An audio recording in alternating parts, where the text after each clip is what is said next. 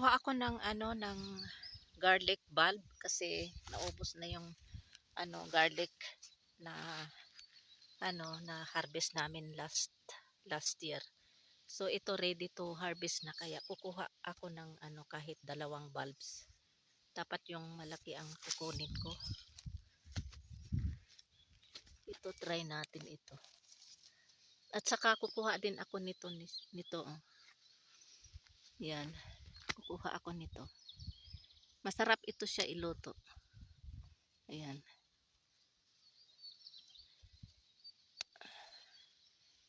Ayan.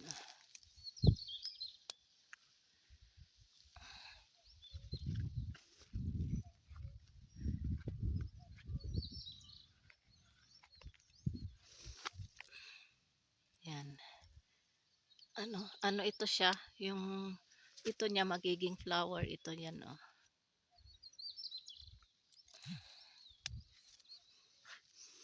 Ito malaki na, kaya magiging flowers. Yan din, pwede din yan itanim, yung flowers niya. Ito lang yung kukunin ko. Ayan. Ah.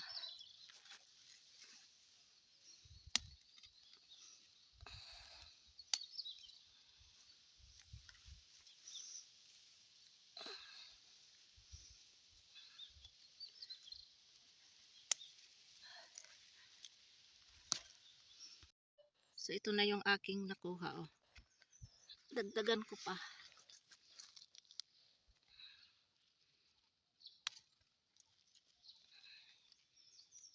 Ayan, marami pa oh. Pero hindi ko kunin lahat.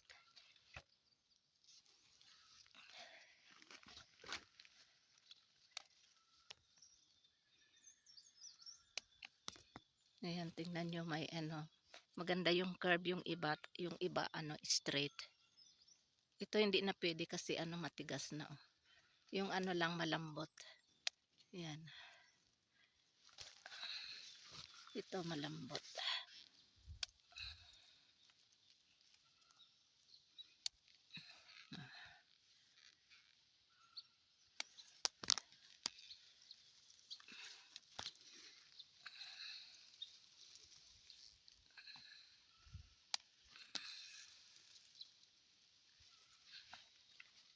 Marami na ito.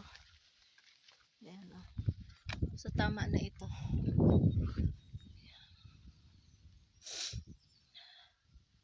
Kukuha ako ng isang 2 o bulbs kasi magluluto ako ngayon ng lady fingers okra o kaya bamya. Bindya tawag nila dito. So tama na ito 'yan. So next na kukunin ko ay garlic bulbs. 'Yun yung kinuha kong native garlic escapes. So ito yung kukunin ko kasi ito nahiga na oh. Pwede na ito harvestin.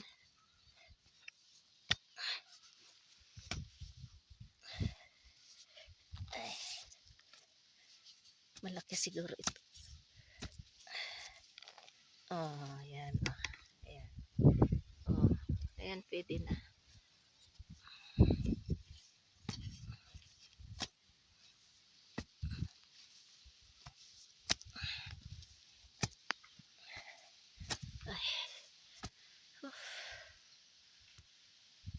I will get some native garlic bulbs, so I get already 2 here and 1 more, and this is ready to harvest now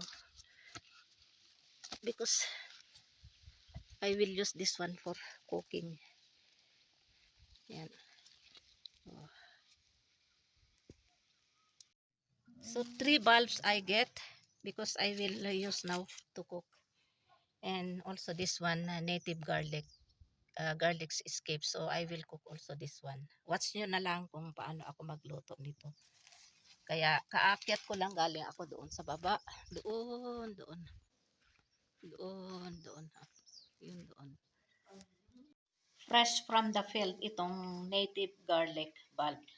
Bali isa lang yung aking ginamit. Ayan, meron pang 2 ngipin oh. Kasi marami na ito. Ito yung skin niya oh, ang malambot pa yan. So, ilagay ko na itong bawang. Fresh na fresh. Pagdadaling ko lang doon sa baba.